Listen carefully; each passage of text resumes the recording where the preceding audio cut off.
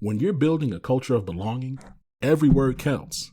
That's why Textio brings the world's most advanced language insights into your hiring and employer brand content.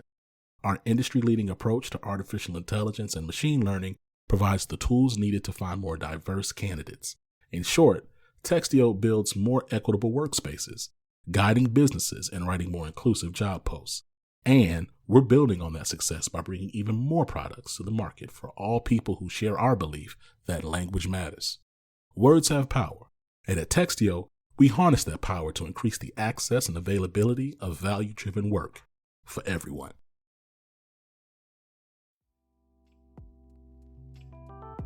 Hello, everybody. Welcome to The Break Room. The Break Room is a podcast by a Black mental health professional and a Black mental health researcher for Black professionals with the mission to remind you that you matter, you're valuable, and your wellness and joy are a priority for liberation.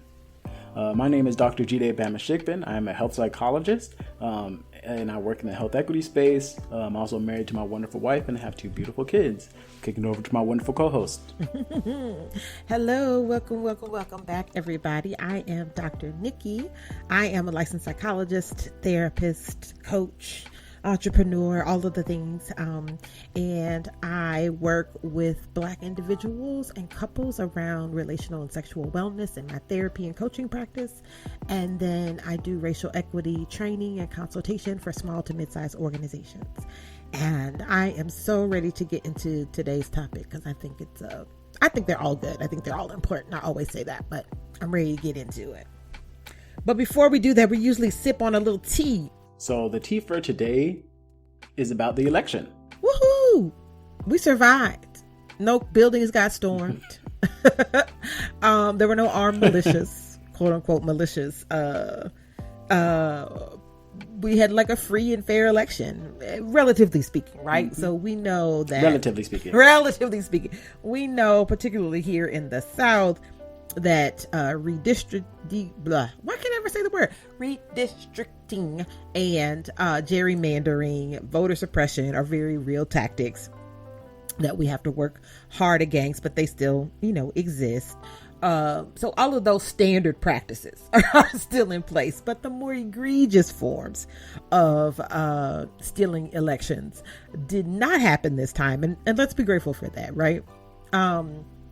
I am disappointed with the outcome here in Texas, where I live. It went from being like a potentially purple state to being like bright red, like cherry apple red. Outside of like the large but few big metropolitan areas, right? So that's a womp. And Florida. Also, we're looking at you, your people, Jide. You're from whence you hail. Always let me down. Yes. The last 20 years. Maybe DeSantis swept that election. Like, it wasn't even close. Points. Was not even close. And that's crazy, right? Because the other opponent was governor before. Like, he's already proven that he can do the job. He wasn't well liked though. The point of, so some, elections are about a lot of things. You have to have the right candidate.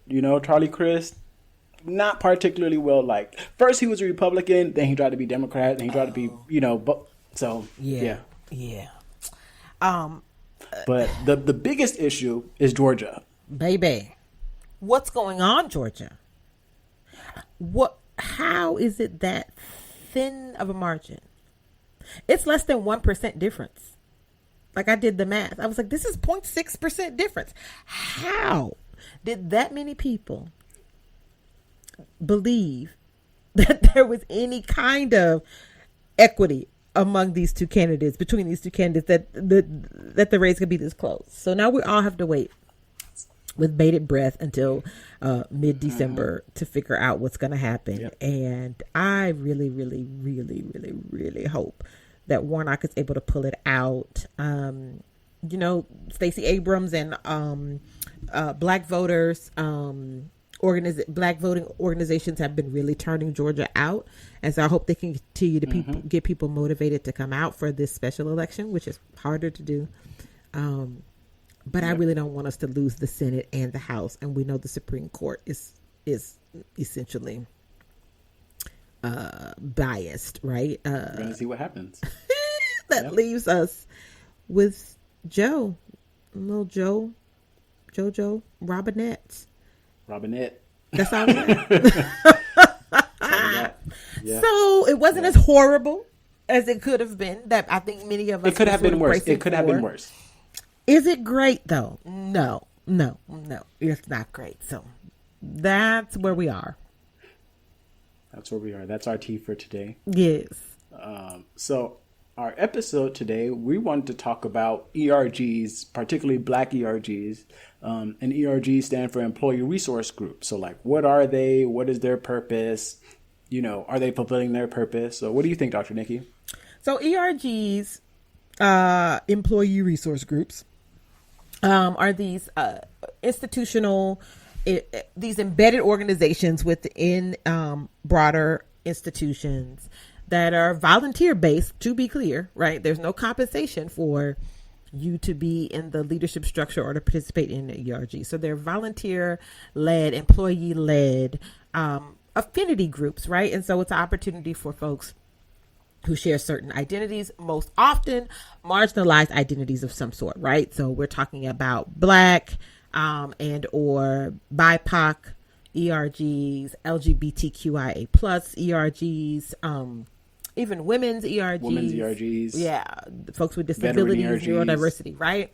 And so it's supposed to be a dedicated space, sort of psychological space, because there's not typically a physical space dedicated to this, but a space for individuals with those shared identities to be able to connect within and network within the broader organization, right? And the reason why we want to talk about it is because I think they serve a function for sure. I think organizations that have them are better served than not.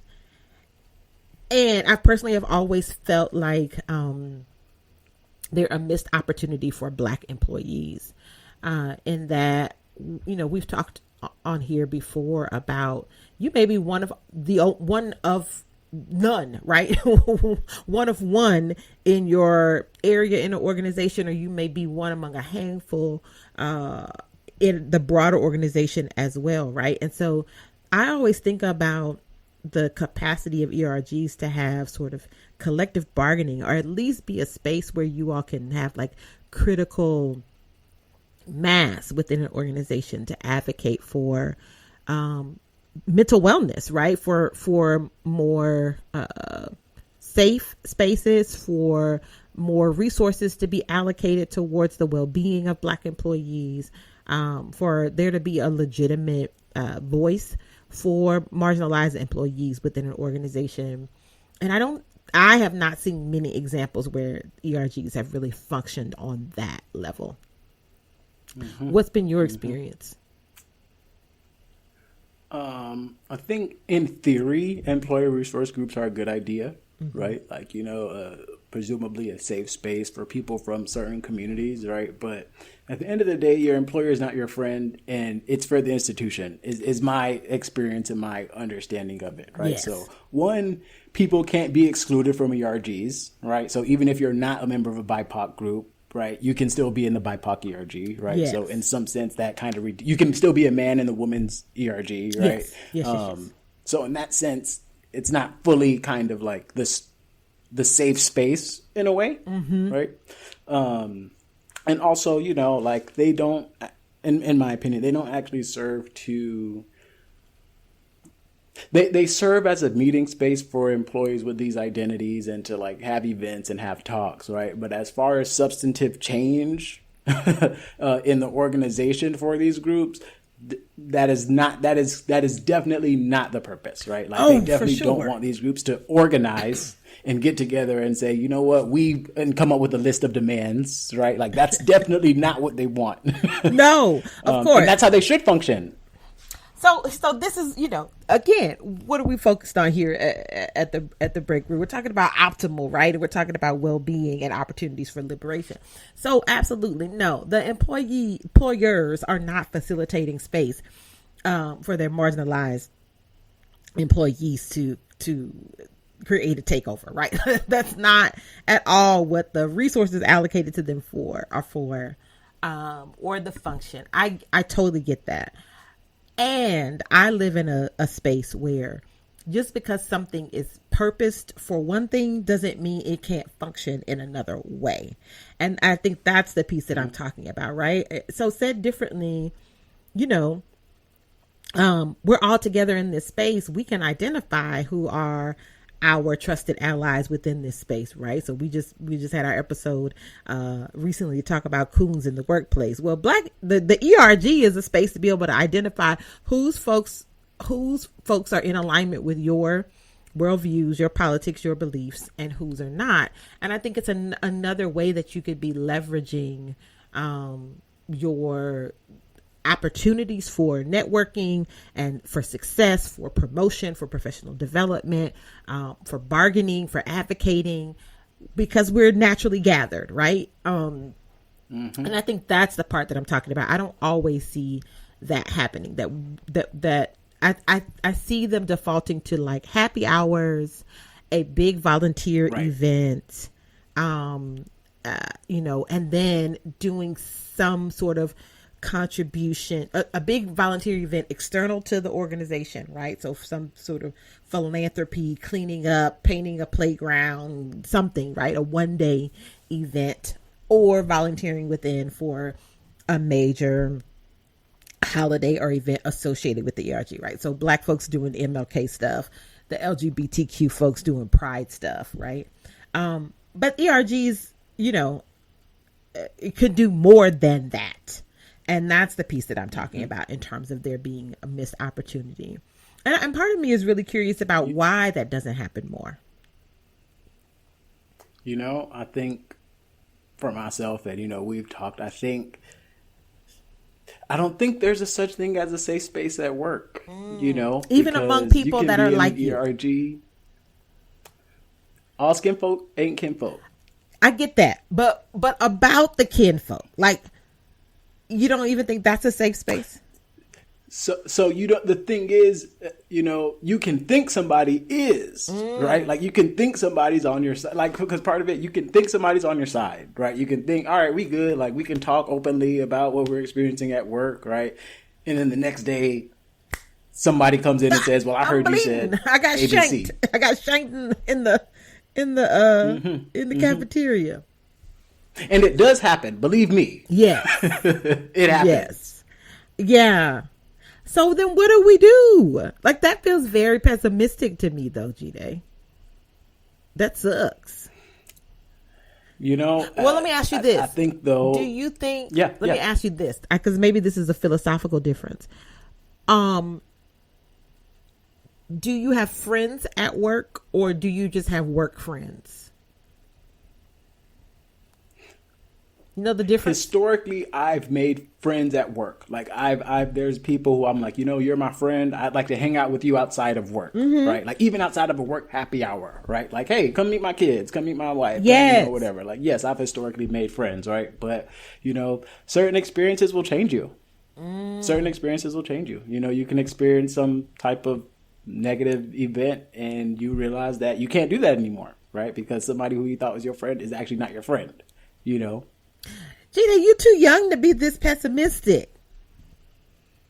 I know. And historically, I'm not. I promise you. Maybe a week ago, my response will be different. I guess so. Here's so this could be my naivete, right? I'm not ignorant enough to think like we all going to come together and be on the same page and want the same things, right? No, that's not going to happen. That rarely happens, even in families, let alone in workspaces, right? But I guess I think about it more in terms of the capacity for them to function more like a sorority or a fraternity, right? I am not in a sorority or fraternity, so let me. I wouldn't be in a fraternity. I'm not in a sorority. Let me own that.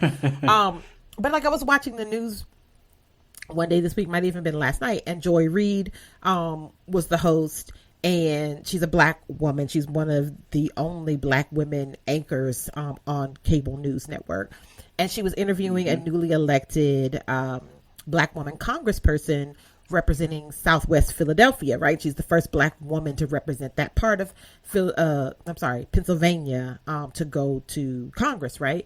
And so towards the end of the interview, Joy said, and I think I see something in the background that makes me think that you're a Delta. And immediately, like, they threw up the Delta sign, right? There's a moment of shared understanding, support, connectivity. And I guess my frustration is, why can't ERGs function in that same way? We don't even have to all like each other or trust each other, but we could potentially create a context where we make it easier for one another to be in the space that we're in. And I that's the piece that I'm saying. I don't always see that that sort of natural connection, like sanctioned connection. There's it makes organizations look good to have ERGs. It's like a point of pride. It's definitely a key indicator for an organization's DEI efforts to have ERGs, right? And so why can't they leverage that space more than a space of either complaining or just gathering for social spaces? That's my frustration. I think it's so I haven't been a part of every ERG in the country. Correct. Right? It's not possible, right? So perhaps there are ERGs that function that way. Perhaps there are, right, where they get together and they, support each other, right, and provide each other with opportunities and things like that, right? But I think they're far and few between, though, G-Day. Yes, I would agree. I 100% agree with you. Okay. I think the powers that be specifically don't want that, though. You know what I'm saying? Like, it's kind of like they don't want all the Black people to get together. No, and start they never do. They never have. Because you know what? That's a class action lawsuit the next day. Yes. Yeah. Right? That's a real thing. Like, Black coalescing is always been a psychological threat. I have this very clear memory from being in middle school in 7th grade, and a group of us were gathered in front of the school. We were talking, and it wasn't even time. Like, we were not we weren't tardy. We weren't like hanging out after class. It was literally a sanctioned free time. And we were talking, and here came a teacher to like bust us up. Why is there so many of y'all? What are y'all doing? What are you plotting? And I was like, we just talking. Like, what is really happening? And sort of made us disperse. I'm sure you have had some similar experience, right? There is a sense of just threat of Black folks being in shared space, right? It's why there's still all of these folks that believe the BLM protests were way more dangerous, right, than the Capitol storming, because the idea of collective harnessed interest, just shared community of Black folks is threatening, right? More than 3 Black men together is a gang. Okay? Like, people view that as a gang. If there are more than 3 of y'all together, I would say if there are 3 or more of y'all together, y'all are in a gang. It's a gang, period, right? Else, it's what's happening here, right? Right. Like, I to go back to what you just said, I remember first day of 9th grade, I was sitting in Spanish class, and everybody, it's first day of class, you pick your seat. First day of class, I wasn't doing anything. The Spanish teacher, he was a white Hispanic dude, he pointed out the different Black men and the boys, because we're 9th grade, right? Black boys in the room, picked us all out, said, you sit in the front, you sit in the front, you sit in the front. We weren't doing, only us. Nobody else in the room he did that to. Yep. Only us. We weren't, even if we were talking, that still wouldn't be an appropriate response, but we weren't even doing anything. It's the first day of class. All of y'all sit here, right? Because I got to keep my eye on you, because y'all are going to be a problem for sure. Yeah. Right? So I guess my whole point is, like, if y'all already assume that, then why wouldn't we use that to our own advantage? You assume we trouble. So, and this again, I'll probably deeply reflects my own psychology, right? Because if you assume I'm trouble, baby, let me give you some trouble, right? I think there is, what I think happens is, I think there's a lot of exhaustion that comes along with just the everyday business of being a worker, regardless of your level of status in an organization or professionally, right? But we all are workers. And I think there's just a level of fatigue that comes along with that. And there's also habituation, right? That happens. So folks are just sort of focused on the day in, day out grind. And I do think it requires there to be, I think folks have to feel like there's more of a centralized threat or more of a stronger pattern of toxicity of something, right? That like a particular thing that needs to be addressed before that sort of line of thinking even comes into play in the workplace. I just wish we could harness that without there being like an issue to be reactive to, that we could do that work sort of proactively, organizationally. I was in an ERG once, okay? And one time I was in an ERG. One time I was in an ERG. And in a group chat for the ERG, somebody said, okay, what are the things that we should focus on for the year, right? And me being me, I said, hey, we should all get together and figure out what the pain points are for us as, you know, this particular group and work together to create, you know, conditions that are better for us. Yes. If we come together as a group. Yeah. Crickets. Okay. See? Crickets. Yes. Now, You know? I wouldn't put it in So the it's group like- chat either. I probably would go on the side and text you separately, right? Because we live in the day and age of a screenshot. We live in the day and age of a screen capture, right? So I'm not that naive. I don't think you should. Everybody is not your friend. Everybody cannot be trusted. There are double agents among us all the time, right? And not everybody is going to be a leader and think in like strategically in the ways that I'm suggesting. Yep. But it doesn't mean that folks won't be on board with a good idea. And even if, so that's part one. The other part is, even if we're not talking about what you were saying, right? Some sort of collective advocacy for ourselves.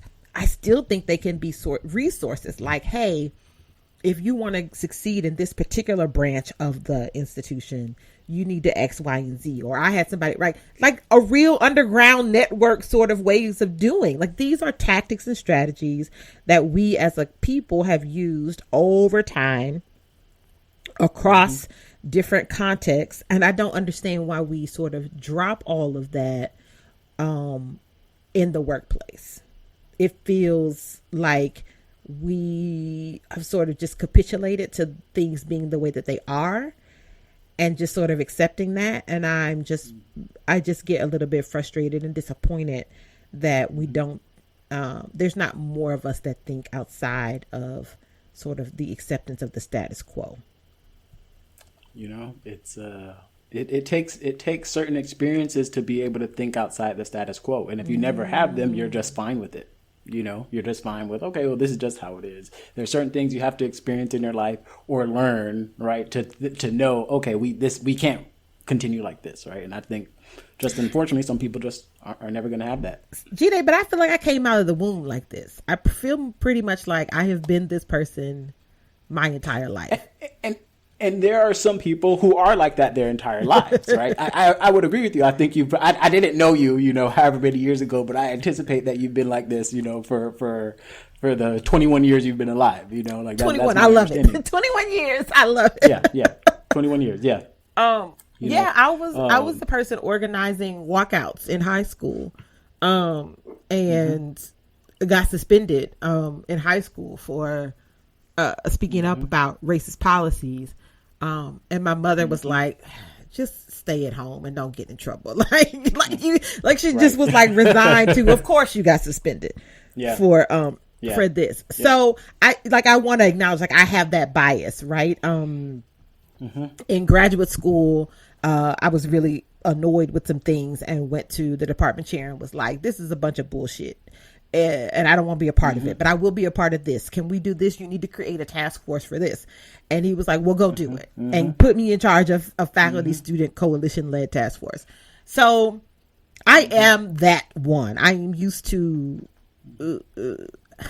I'm as Rick James said, as Dave Chappelle said about Rick James, Charlie Murphy said about Rick James, a habitual line stepper, right? I'm always looking for... Yeah, habitual line stepper, yep. I'm always looking for where are the boundaries and how close can I get up to them? And then how quickly can I cross them and then come back and you can't prove that I did it. Like, that is my personality. Mm-hmm. So I want to own that. And I envy that. I really envy that. You know, I think there have been times in my life where, like, I don't think anybody says, like, G-Day's not outspoken. You know, like, right. I'm a person, like, if it's wrong, I'm going to say it's wrong. You know, if you ask me my opinion, I'm going to give you my opinion, right? But, you know, some people, depending on where they are in life, things are just too precarious for them. You know, like, not me, but somebody's thinking, I need this job. I cannot lose this job, right? I got kids. I got a husband. I'm the primary breadwinner. I'm whatever. I cannot lose this job. So they just have to tolerate it, right? And it sucks that's a facet of our experience, you know, as Black people. Yes. Right? But yeah.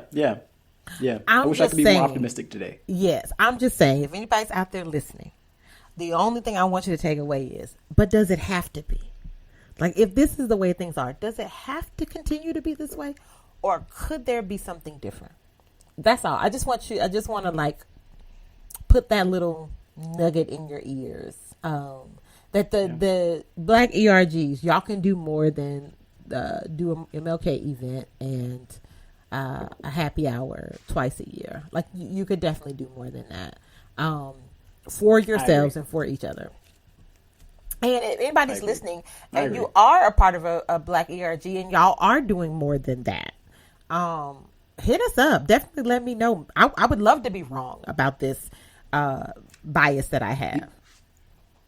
Email us at thebreakroom@living-corporate.com. Like, legit, we would love to know. We won't out you. We won't name names. We won't put you on blast. But I really would like to hear how other folks are using, are creating leverage for themselves to create healthier, more mentally well, safer, affirming workspaces for Black folks. So that's my soapbox about the ERGs, G-Day. I'll get off of it for the day. No, you made valid points.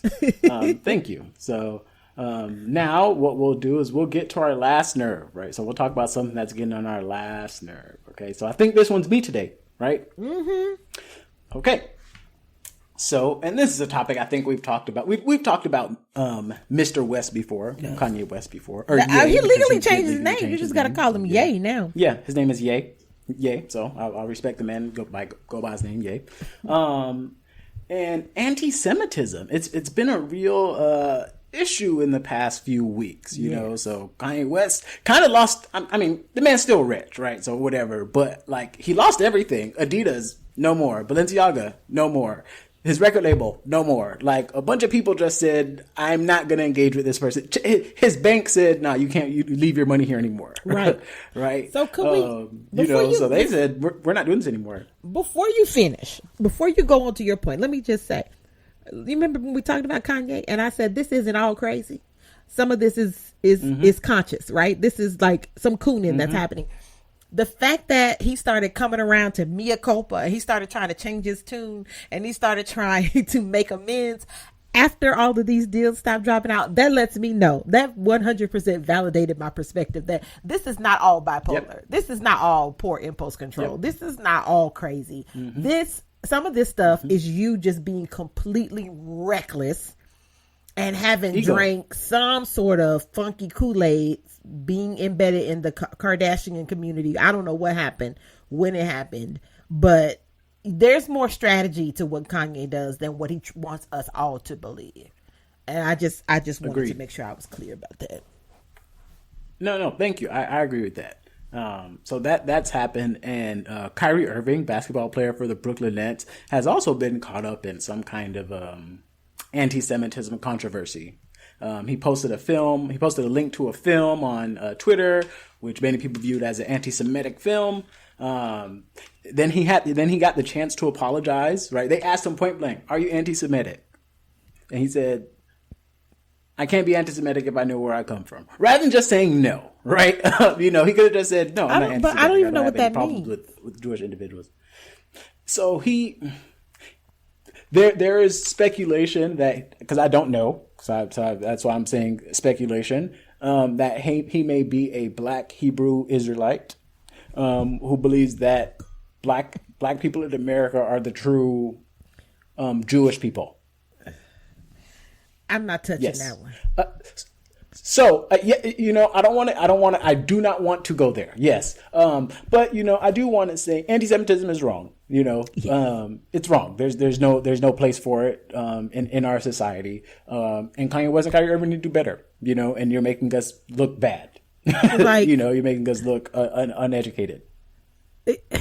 And also it's like, for me, yes, all of those things. And it's a huge display of ignorance, right? Because most of the white folks that were involved with putting their necks on the line and their bodies on the line during the civil rights movement were Jewish. Like, there's a history there, that really is not being attended to. The Jewish people are not your enemy. You need to be worried about other things.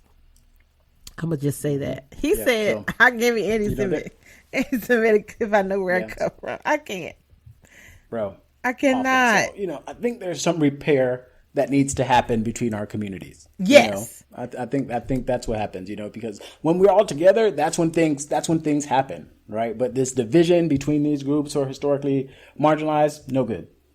No good. But also, it's a distraction, right? Like, as long as there's infighting among us, we can't be focused on the real enemy, right? Like, we can't be really focused on how to recognize how much more collective power we have versus trying to handle this individually or fighting within. So, not to say that there aren't right things that need to be accounted for, and everybody doesn't have a clean slate, but also it's very much distraction. So he got suspended. No, he got fined 5 games. He got 5 game suspension without pay, so it is a fine, like $1 million fine in essence. And he has steps he has to do before he can come back to. You think he gonna do those steps? Because he don't seem like the kind of one that's gonna do steps. So there was a report that he met with the commissioner of the NBA and they had a productive conversation. So we'll see. The thing is, I don't think people want to lose $40 million. You know what I'm saying? Like, it's not. I don't think any statement is worth $40 million. So we really will see. Interesting. Yeah. Interesting. Yeah. Well, it's been a joy and a pleasure. Black ERGs, I'm looking at you. Definitely reach out to us at the break room at living-corporate.com. We want to hear how folks are taking care of yourselves. That's fundamentally what I'm asking, is how do we take care of ourselves in these spaces and create more optimal conditions for our collective well-being. And until next time, we say peace. Until next time. Have a good one. Bye.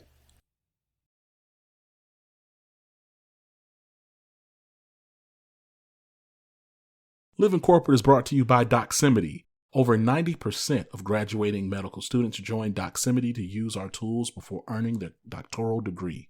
As medicine's largest network, there's an elevated level of responsibility to everything we do.